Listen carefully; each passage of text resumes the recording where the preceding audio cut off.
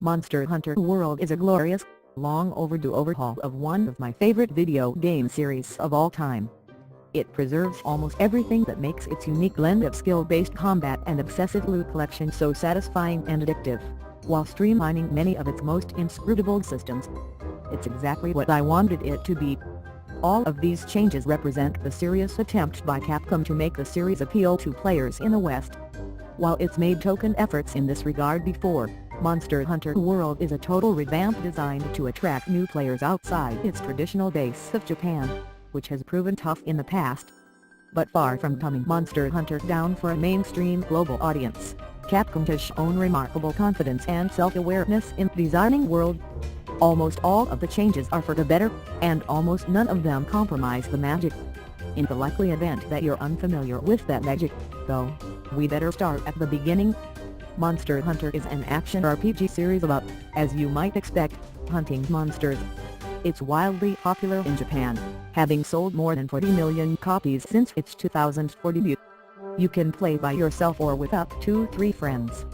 You don't level up your character like in traditional RPGs, instead you gather items from monsters that you hunt, which lets you craft armor and weapons so you can take on bigger and more powerful monsters, so you can gain items from them to craft bigger and more powerful armor and weapons, and so on. There isn't much in the way of plot. The hook is simply that core loop of hunting and gathering so you can hunt some more, improving your skills along the way. At the heart of this is Monster Hunter's deep, rewarding combat system. There are 14 distinct weapon classes, each of which play completely differently and allow you to pick the style that suits you best. Monster Hunter can be a difficult, unforgiving game for newcomers. It's about timing and patience, as the larger monsters can take you out swiftly if you overcommit to an attack and leave yourself exposed. It's essential to figure out each monster's weak points and use them to your advantage, or they'll make short work of you. But when you get the better of a huge beast that you never imagined being able to scratch, there's no more exhilarating feeling in games. None of this has changed in Monster Hunter World.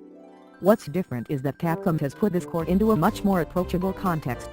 A slight but reasonably engaging story now serves as connective tissue for the quest structure. That structure has been reorganized so there's no separation between single-player and multiplayer quests, and it's always clear what you need to do next to progress. And although figuring things out for yourself is to some extent part of the series' appeal, Monster Hunter World is a little more generous in what it aims to explain to you, even if a degree of occasional clunkiness remains.